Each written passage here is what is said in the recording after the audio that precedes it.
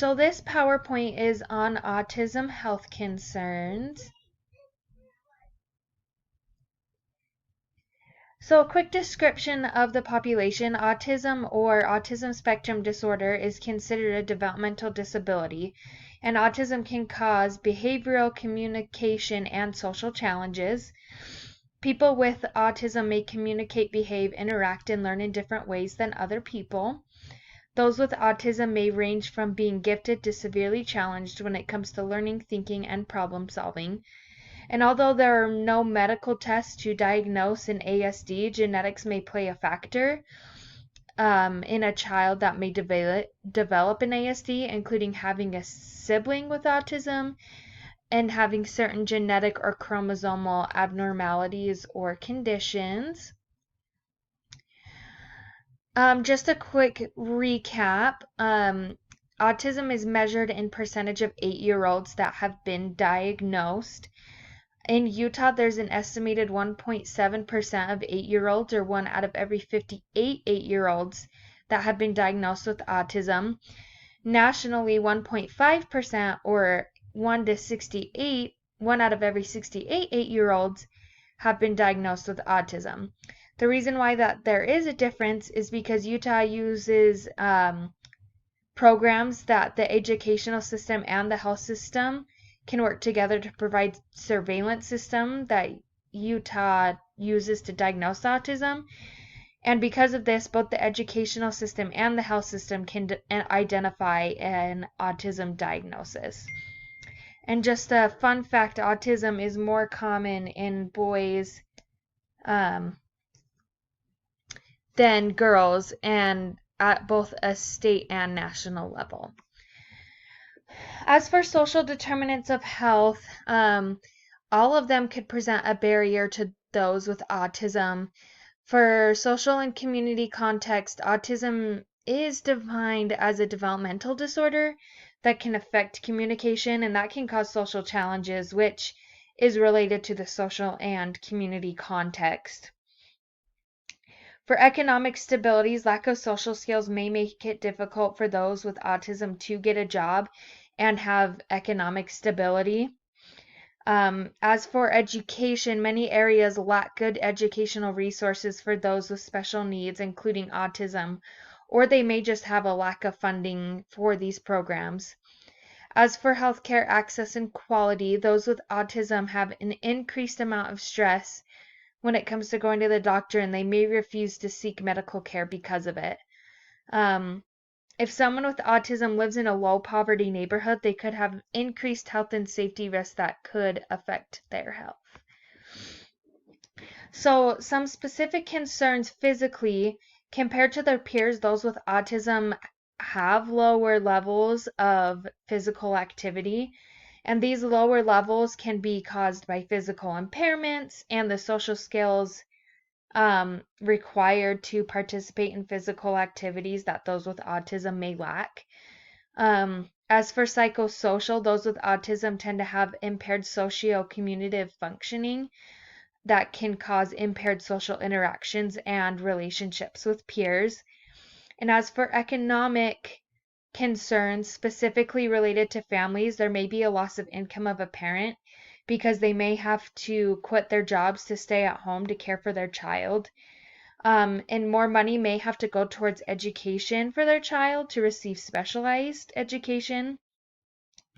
And when it comes to healthcare, those with a high deductible insurance plan, individuals and family members may not be able to afford proper healthcare before hitting their deductible.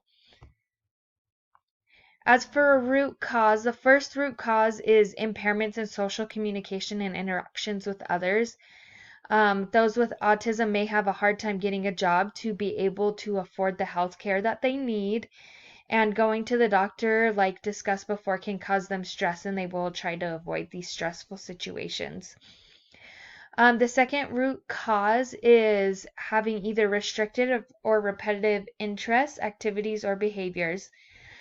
Those with autism may have stimming behaviors that can cause self-harm and destruction, which then can cause health concerns and issues. And many people with autism may have specific interests or dislikes with food, which then can contribute to GI issues. As for Maslow's hierarchy of needs, the only tier that really is met by the majority of the population is physiological, and the tiers that are unmet are safety, love and belonging, esteem, and self-actualization.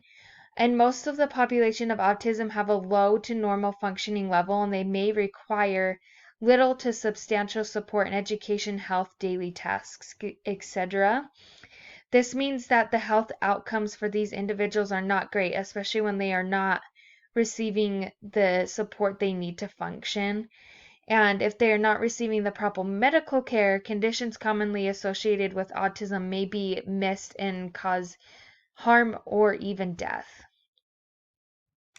So when it comes to communicable diseases or infections, studies have shown that this specific population of those with autism, immune system abnormalities have been noted, which can increase the risk of communicable disease or infections.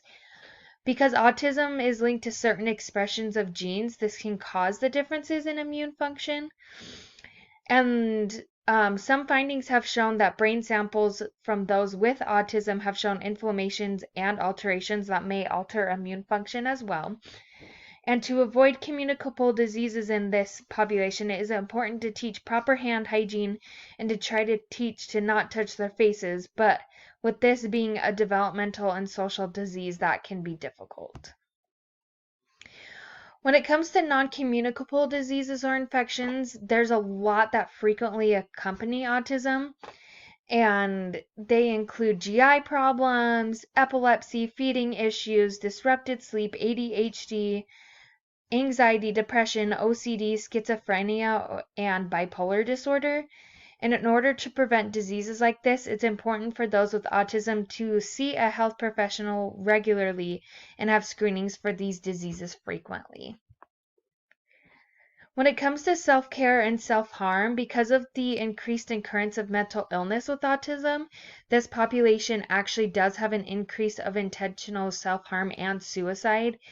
The links of autism and non-communicable diseases also increases unintentional self-harm and even death.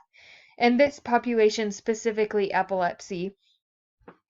Some people with autism may self-injure for a variety of reasons. This could be used as a form of communication for them, a source of sensory stimulation. It could be a learned behavior. And when it comes to mental health and the concern of self-harm, it's important to frequently screen for these conditions. And if a certain condition such as epilepsy is causing harm, it's important that it is being treated. And when self-harm is coming from behavioral issues or communications, it may be best to take the child out of the environment or to try to figure out what they are trying to communicate. As for risk of harm by and to others, because of the lack of social skills and behavioral problems, people with autism may be at a higher risk of peer rejection, victimization, and bullying. And those with autism may not know that their words and actions may not socially be appropriate, and they may become verbally or physically aggressive towards others. And it is important to educate other children that sometimes people are different and it's okay and it's no reason to bully others for. And you may have to teach children that some people cannot control what they say or do, and it is important to relay to those with autism, although they may not understand what behaviors are acceptable versus not acceptable. And here is my reference list.